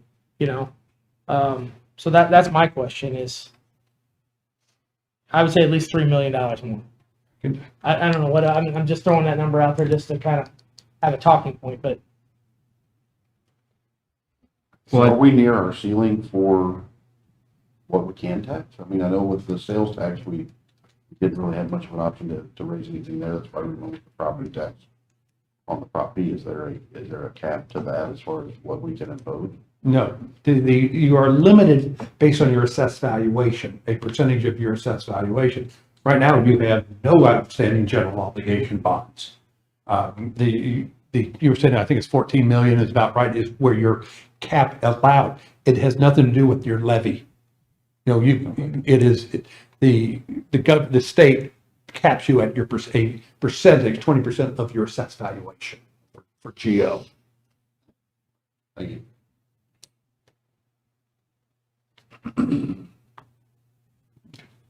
So what do you think the voters' appetite would be? I think, like everybody else, they're gonna say we're taxed as much as we can be taxed. But I don't know. Again, education will be the key on that. I don't disagree with you. I mean, it's a bigger Band-Aid, but it's still a Band-Aid if we don't do everything or fund, have a plan to fund as much as we can. But I think, again, that's a big Band-Aid, and that's a lot of our really big problem areas. But like you said, in 20 years, when this comes to fruition, we're not going to be in any better spot if we don't set ourselves up for it. You come up with a number on, let's say, 6.87 million. And what the increase needed amount would be. Do you want to do this number too?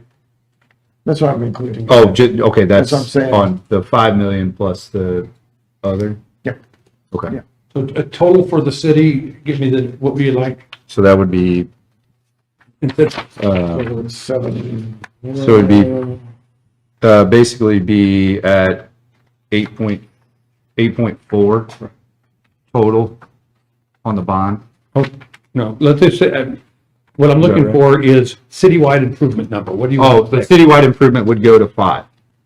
5? Well, Or you're talking about building in a little more? yeah, I'm saying like 6.5. So Okay. it's probably, again, it may not be enough, but at least I want to see what that number starts building. I can do that. I'll have it to you next week. Okay. Okay? And that way you'll have it. And I'll say, based on your assessed valuation, this is what the levy would be. You'd have that. Perfect. You don't have anything else for me? I'm gonna go be a tourist again and go have dinner. Go get some dinner. Yeah. Thank you for coming in. My Thank you. pleasure. Again, I truly enjoy being here. It is a pleasure to be here. If you have questions, as I told the mayor and every last time, don't hesitate to give me a call direct if you want to see some numbers to see them. And you get between the two of us, once I get the numbers in the computer, I can change that amount very, very easily on what goes to the city, for citywide improvements. So don't hesitate to give me a ring. Now, out to the rain. Thank you very much. Thank you. Enjoy.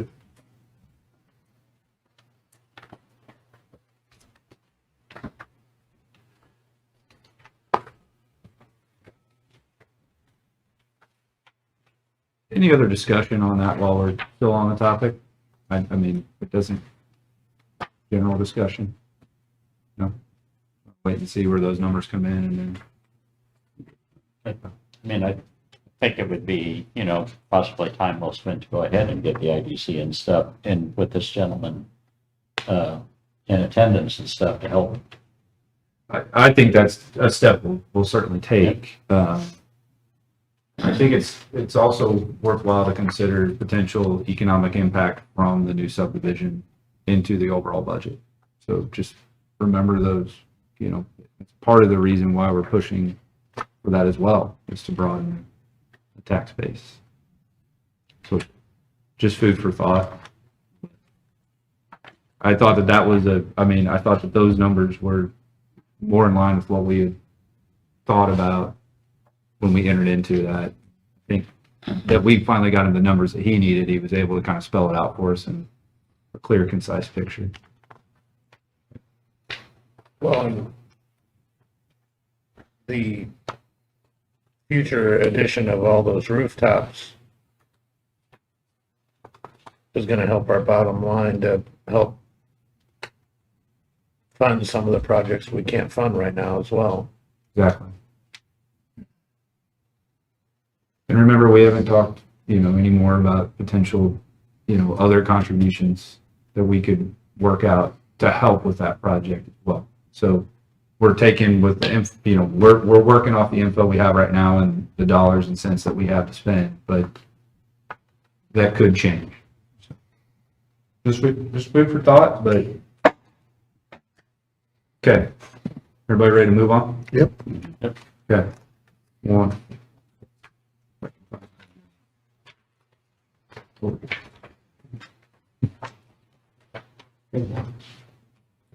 Okay. Move to work session item number 2, or okay,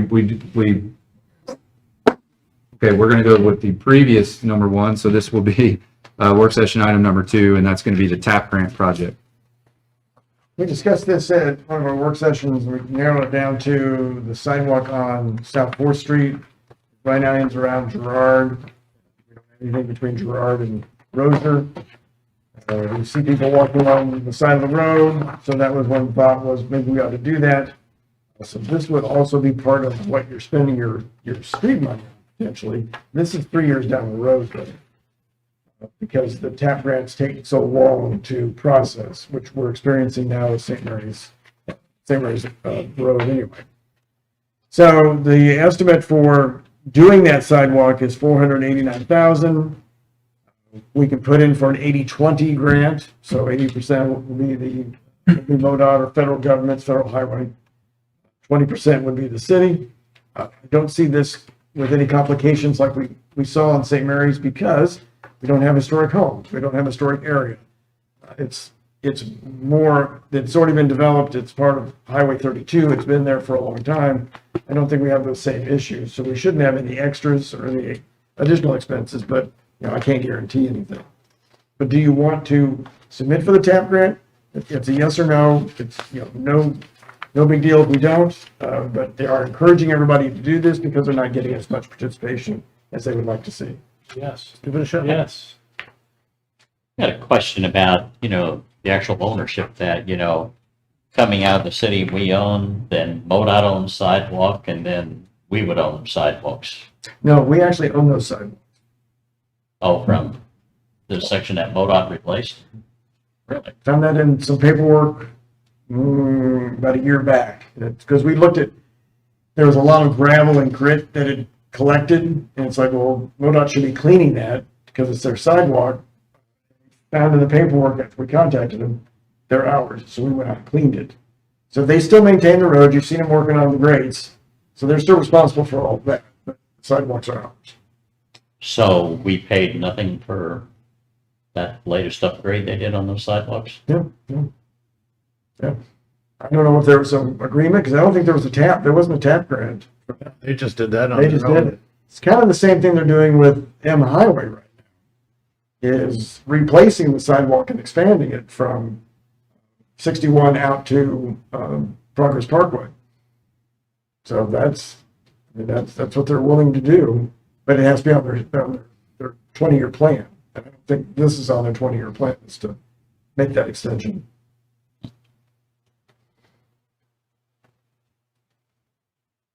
The cost is surprising, $500,000 for that short stretch, but There's a lot of stormwater with this, because you get in those islands and you've got inlets, and it's not easy, but this was, so if you all are, So is this the only spot we had available to do something like this? Or, because I know we had talked before about a sidewalk along 32 to get out to the community center, something a little bit better for them out there. That I think that's what we're hoping the subdivision will. That's Take possible care of that. extension to the subdivision, I think our hope. No, we were talking about a sidewalk actually on 32, or not 32, I'm sorry. But yeah, 32. yeah, I know what you're talking about. Yeah. Past Dollar General and all up in there to get people, because I know we've had several people here many times asking for it. So that was, when we discussed all the sidewalks, that wasn't one of them that we had, that really everybody was on board for. This is the one that everybody came up with as the number one choice. And that would be, it'd have to be in phases, because if you look at that distance, what the cost would be pretty enormous. Millions at this rate. Yeah, you probably wouldn't get the full, you'd have to do it in phases anyway, because you wouldn't get the full. Happy to these TAP grants binding to us if we apply for it and Yes, once it is processed and we sign the agreement, I think it's an FAA, yeah, then we're obligated. Because they've obligated the funds for us to use. And it's not like you can go back and redistribute.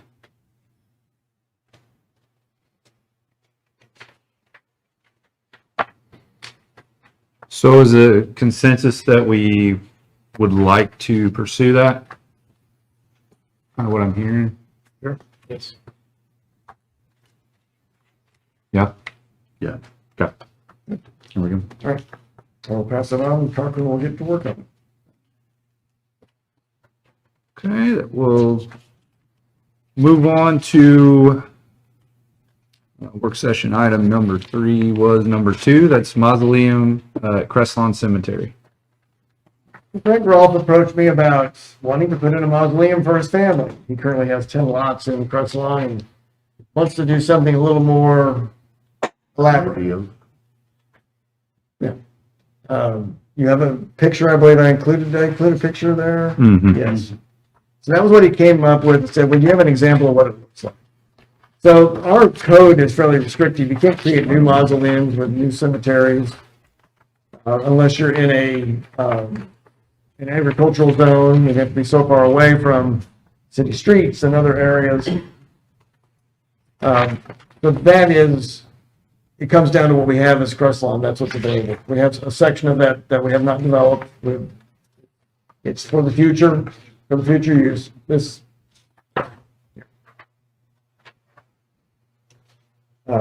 So he's looking at trying to work a deal to put the mausoleum in, but also looking at finishing the improvements that we have not done, that end of the cemetery.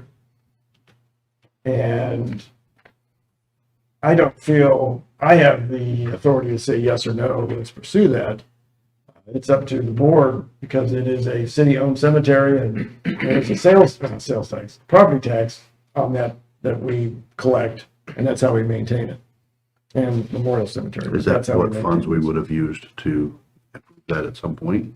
Yeah, we're gonna have to, but we've got a kitty in there at this point. We've been saving for something along those lines. We just haven't made that effort, and we haven't looked at trying to expand it. Unless we stay where the current property lines are. If we want to expand it, I mean, there is room, agricultural space that we could do that, but we haven't. I haven't got the feeling that the board wants to do that. so that's What is kind his of connecting. proposal? Go ahead. What is his proposal? How much portion does he want us to contribute for this? So that's negotiable. And I don't like being somebody's representative, but that's kind of how I'm acting. I invited him to come to the meeting. I think what I'm looking for at this point is, would you even want to consider it? Because otherwise, we're just going to expand it and put in funeral plots that we currently have. So he's gonna trade back in his 10 plots, put in a mausoleum, and help finish some of the work that we would have to pay for. Right. So I think it's worth us pursuing. Is the mausoleum bigger than the 10 plots is? I mean, is it a smaller piece of land he's gonna need than what he currently owns? I obviously can't put it on the 10 lots as they sit now. He can ask to do that. Well, I mean, So it's gotta be- square footage, is it an equal amount of space that we would be trading, or is it a smaller space that he's getting? You know what I'm saying? Right. And I have no idea. I don't have a drawing. I got the picture. But I don't have a plan showing where it would sit, how much space it would need. It's going to have to be bigger than what a typical plot is because of the depth to get in and then, put the caskets in. So if you allow one person to come in and do that, then are you opening that up for anyone else to do that? We said he could do that now if the plots were adjoining. No. We're not allowing it. It would be up to the board to say you're allowing it. And any new mausoleum would have to be in an agricultural zone, have to have 20 acres? 20 acres. 20 acres? I did write that in there. Mhm. Happy where this number 294 is on this picture and stuff. There's been some question that is that part of Crestlawn or is that part of the Catholic cemetery? That's part of the Catholic cemetery. There's a strip that they still own. And that is in that green looking area where the 294 number is? So next to that is just a small strip. We are on the 294 side. That's all of ours. It shows that little strip in there. If you look Right. closely, that tiny. Yeah. And then the Catholic part is on the other side.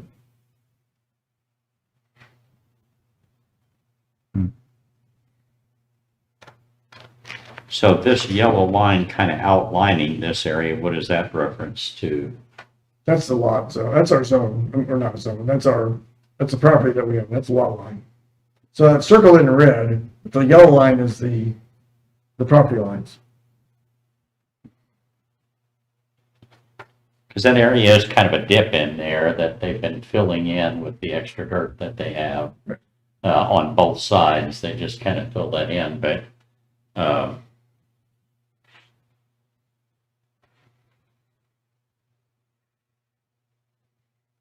I mean, we have quite a bit of area up there, but I guess what I call the newer portion of the cemetery where there's been burials taking place most recently, but We'd free up 10 plots too. Mhm. And that doesn't look like it would take this. Yes. I mean, that doesn't look like it would take up 10 plots necessarily, right? I mean, I don't know. It would be. It's going to be more depth than. Yeah, width. yeah. Because I think he's. I mean, just at glance at that, I mean, but that's obviously maybe not the scale, but So the trade-off also is he spent $100 on each of those plots. sure. So that would also be his contribution. I would be interested in pursuing it more. I just think St. Genevieve is such a unique town. We honor our heritage and our past. If Frank wants to do this for his family, I think we should be open to the idea, especially because he's willing to develop the rest of the cemetery, that we could use those funds for other things, for future purposes for the cemetery that we're gonna need. So I'm okay with you negotiating and coming up with more of a detailed proposal. Because I think with our old memorial cemetery, with the Catholic cemetery here, with our Crestlawn, some of the other churches, I think we take a lot of pride in our history and our heritage and our ancestry. And I think if he wants to honor his family, I think it's worth at least hearing a better proposal. And to add to that, it's not, for me, it's not necessarily what he's willing to do here. It's what he's already done for the community That's true as too. well. Yeah. That I'm looking at it, that, I'm open to the idea of pursuing, at least moving further along with this, just to see what it all is gonna entail. And then, once we know more, we can make a decision, but I'm for it for right now. Design. Do- Like, does he have to submit a rendering or the design just for us to approve the? I would hope so and stuff, because we don't really know what he's gonna do there. He's talking about, taking care of part of the cemetery, but how much? Well, and that's part of the negotiations. I think it's part of the negotiation and the agreement is the We wanna see board that. wants, More information. well, no, the board wants approval. This is what would be written into the agreement saying the board wants approval of the mausoleum style for construction but I didn't want him to spend money and come up with a site plan and then the board just reject it off. Right. It's like, let's see if the board's even willing to go that far. And My then we opinion can is, I don't negotiate. disagree with either of you guys, but a lot of times perception is reality, and the perception is we're spending city money to benefit a private citizen's final resting place, whether or not that's the case. I mean, if that's how it's perceived, we're gonna have some questions to answer. Yeah, I would agree. I don't think this is gonna be voted on very favorably if it costs the city. Right. If it's money that we're dedicating to improve that property Is that what he's anyways, proposed? that's I think fine, it's percentage, but that's what he's talking about. Oh, Yeah, we're doing something for that, just for that. I got you. I don't think he's asking for us I to don't spend. really think he's money asking for on it. any. I think. Well, I think I there's gotta thought be a his cooperative request effort. was for us to make the improvements that would make it possible for him to build this mausoleum. He's gonna do, he wants to negotiate what those costs would be, so I think the city would have some, would have a part of that, but it wouldn't be, Things we were all gonna do anyway. right, well, Yeah. but we don't have that in place yet, Right. right now. So, I mean, how far are we or how soon are we running out of space there that we need that space? It's how fast people die. Ma'am. I mean, honestly, it is. Right. I deal with it all the time. I'm worried about what Pam is She's saying. getting I'm hungry. interested in, you know, Legit answer. other people. I'd say move forward and get a better plan and we can look at it. I think, yeah. Is that the consensus to Get an idea. start negotiating? Yeah, Yeah, I think that's, Yeah. I think that's a consensus, and then we can, I guess that would have to be Side. voted on at some point, We correct? got an agreement. Yeah. So, yes. Yeah, we just have to vote on it. Okay. So I think we let Happy negotiate with Mr. Rolfe, see what, and then come to us with a proposal, and we can take a look at it at that point. If everybody's agreeable to that, see what our obligation is and what he wants to erect there, and figure out how we want to do it. Cool. Thank you. Okay. Last item is, these are, police, body / in-car cameras. So we need to go to closed session to discuss, then come back into open session and discuss costs. Motion to go into closed session to discuss, the in-car Body body and in-car camera, cameras, yeah, please, Brian. We're doing this pursuant which I'm to assuming section that's personnel or, 610-021, configuration of computer system. there we go. Okay. I have a motion to go into closed session. We got a second? Okay, Pam, would you do a roll call, please? Alderman Donovan, Yes. Alderman Bennett, Yes. Alderman Rainey, Yes. Alderman Prince. Yes. Alderman Steiger. Yes. Motion carries 802.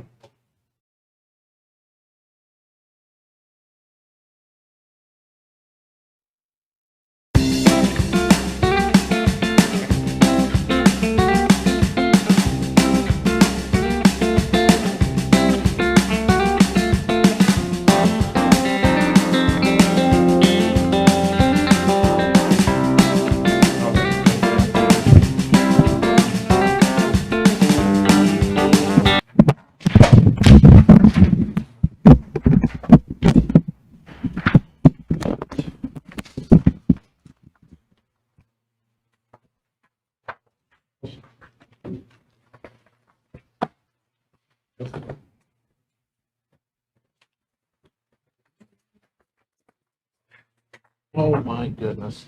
Green light. Yeah, it didn't never get turned off. I thought that became my. It wasn't turned off. Sorry. Get distracted. I was gonna say, if he can't figure it out, who does the sound stuff for his band? Not him. He's busy singing. All right, so the question is, body cameras and in-car cameras, not a budgeted item, we're looking at purchasing some. Purchasing, for our staff. You have the costs in front of you, the chief can explain a little more detail about what the difference is between the three. Yeah, so there's 3 different companies, on the bids here. The lowest bid was Axon Enterprises, which also is the same company that has our tasers. So the cameras would be integrated in with the taser, so like a taser could be a trigger for the camera. If you unholster your taser and forgot to turn your body camera on, it's automatically gonna turn on your body camera. And also another good feature that we like with the Axon is it's recording all the time, even though you haven't turned the camera on. So if there would be an incident where an officer forgot to turn the camera on, we can go back up to 24 hours. So for the body cameras alone, it was for 12 body cameras, and it's a 5-year contract at a total cost of $39,052.40. Broke down over a 5-year period on how those payments would be made. And then at 2.5 years, you trade in all your body cameras and they give you new body cameras as part of the program. And at the end of 5 years, you have that option to continue. And then the bottom is if we add the additional in-car cameras, it would be an additional $87,161.40. And then the body and car cameras would be integrated together. And both of those are 5-year. And that would be all. We wouldn't have to maintain any backup or anything. Can you talk about again, the advantage of having a standalone in-car camera? Your in-car camera is going to help preserve it's going to do a couple things. It's going to help preserve your evidence, especially on traffic stops. Pursuits. Yeah, your pursuits, things like that, it's going to pick up more of what's going on in front of you. Plus, your car camera is going to have a cabin camera that's going to show your prisoner. Okay. And what do you know about Axon's ability to perform? Axon is one of the top Okay. cameras for long. Okay. Is it 2 cameras in car, 3 cameras in car? This one is a 2-camera system, with one out the front and one Interior.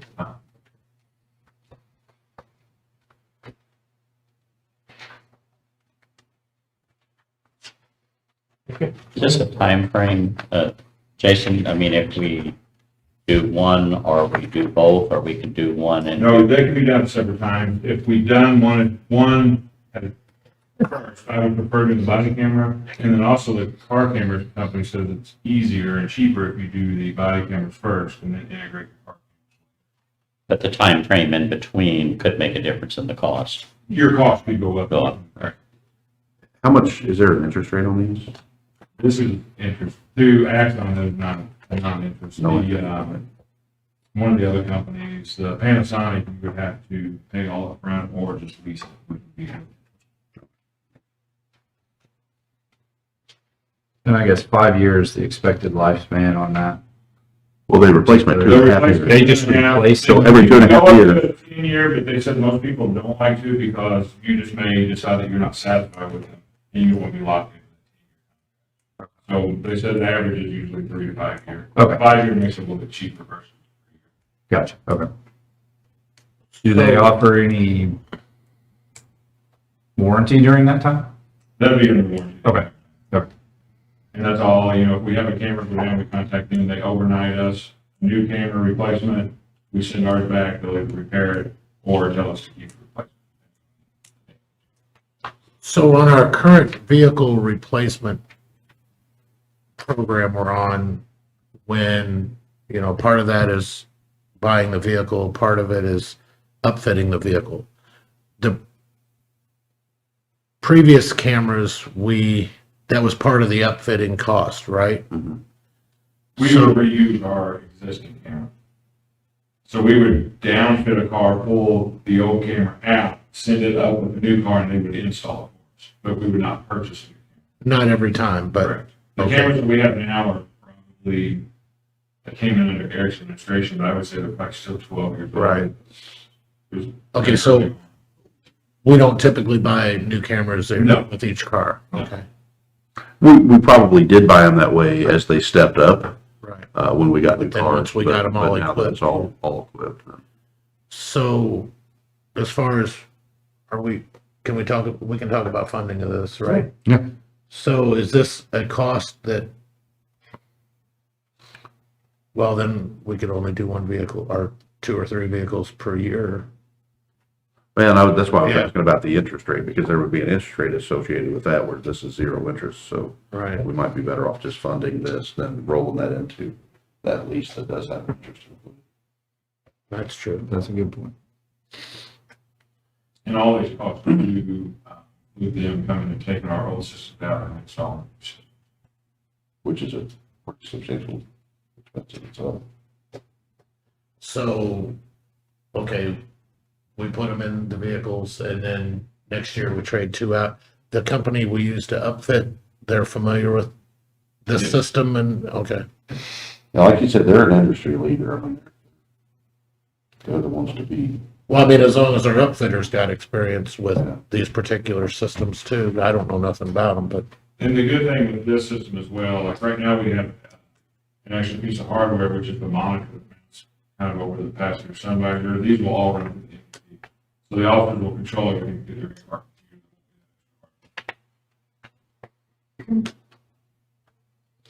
I've seen some videos of these, and some of them list them like Axon 2 and Axon 3. Is yeah, there down in the different? corner. There is, and I have the actual sheets. This is the Axon 4. It's the newest Right. version.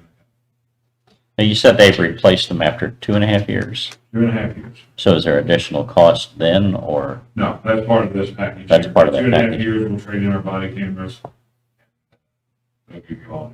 And there is some type of yearly fee that goes with this? That's a break-in here. So Right. you'll pay that year one, that's what it would cost the first year to get the program started, and additional years. That would be your total expense. So You pay the if, total, and then you don't pay over the next 5 years. Right. what kind of warranty do they have other than they replace them after 2 years? I mean, are He covered that. They're under warranty the entire time we have them. even for, If they would, no, I mean, like an officer event, scuffle or damage? Correct. I mean, All covered. oh, it is? Yes. Okay. So, I mean, I'm in favor of moving forward with, I mean, I'd like to see both, but how are we gonna pay for them? Well, capital projects, we've been putting So money back. we do have it? enough to buy them both for the outright. Yeah, well, If they're interest free, why are we paying outright if they're interest free? Because we're getting ready to launch other capital improvement project that may take that fund for the next 5 years. That's true. I mean, if you look at Potentially, what the cost would be after the initial purchase. yeah, there is an uplift cost in there. It's increasing somewhat every year. Yeah. But I don't know if that's an interest. $200. Yeah, So we We give get you 0% our, interest, huh? Yeah. Man, somebody else wants Getting zero. to keep that money in capital and have it, it's interest bearing, is it not? Capital funds? Yeah. Yeah, it's interest bearing. Check to make sure the full amount could be, because some of that is your yearly license fee, so I don't know if up front or just your hardware costs. if we have the money either way, I'd say, like Joe was, commit to the first year on both, in-car and body camera. And just build that in the budget. Go forward. Yeah, we can do that. Next year and stuff, right? so, well, we can't make a motion here, so it'll be Next in our year, it next can come meeting. out of the police fund. Right. Well, police fund is general budget. So. But then we're taking this out of So capital. this is where we cut something from there. So consensus would be, I think what we're gonna bring to the next meeting would be the upfront cost for Year one. year one of both. So it'd have to be, I guess, entering into the 5 year. And dedicated. And these prices are locked in. That's not gonna change, right? Correct. You could do a year by year, but then you're just based off of what the increase is, which has been an average of 8 to 10%. And I think this locked us in like 3 to 4%. Okay. But that number won't change Correct. throughout the 5 year period. Okay. So Happy, is there a way after year one to dedicate that fund to year 2, 3, and 4, and 5? It would just build in. I would just build it into our budget. So you just pull it out of the general fund. We'll set the budget like we did for today. Because that's, Yeah. Is that premature? The price was not as bad as I thought it was. nobody. I just- Yeah. Well, I can see, you can get that cost is not on the line. And the amount of liability that it's gonna save. And- No, and, that's, I yeah, mean, the first time an officer has any involvement, either the officer's injured or somebody else is injured, it's probably your money ahead. how many dollars? Yeah. So. Okay, Good. that's the plan. Direction. Thank you. Anything else? Okay, with that, we will adjourn.